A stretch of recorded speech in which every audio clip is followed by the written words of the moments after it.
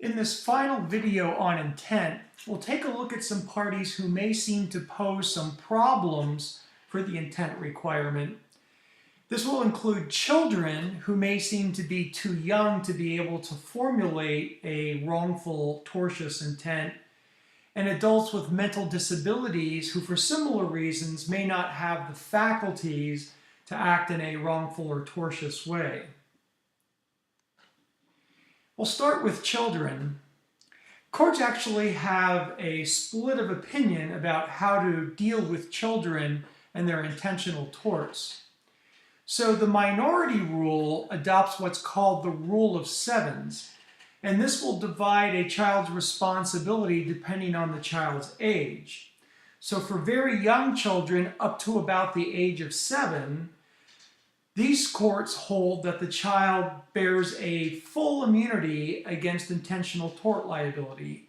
The irrebuttable presumption here is that the child is simply incapable of desiring or knowing to a substantial certainty that his or her conduct will be wrongful. For children who are between the ages of 8 and 14, there's a partial immunity. So they receive a rebuttable presumption against their ability to formulate the intent, but that presumption can be rebutted with a showing by the plaintiff that in fact this particular child perhaps was sophisticated enough to truly know and understand or appreciate the consequences of his or her actions.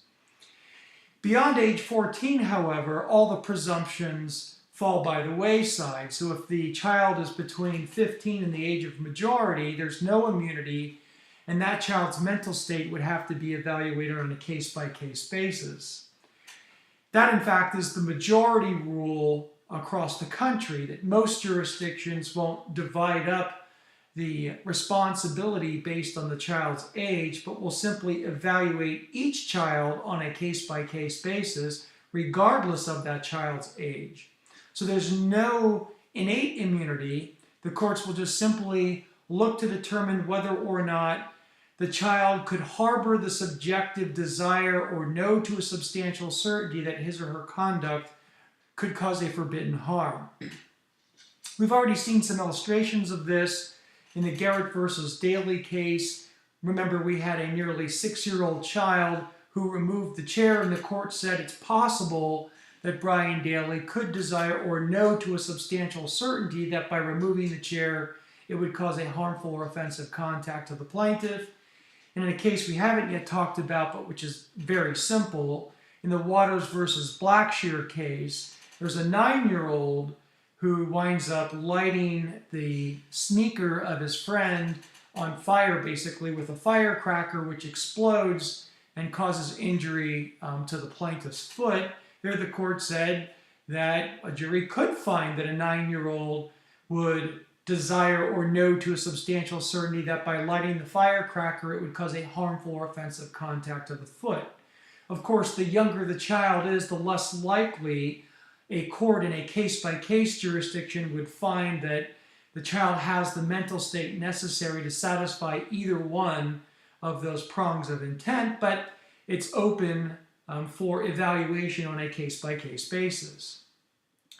Now, for adults who have mental disabilities, there is generally no immunity across the board. That courts are willing to evaluate each defendant to determine whether or not that party with the mental disability can subjectively desire or know to a substantial certainty whether or not their conduct would cause harm. And here I think the sense is that because these folks are adults, that they're likely to be able to do more damage, and as a result of that, the courts want to evaluate their conduct more strictly or closely.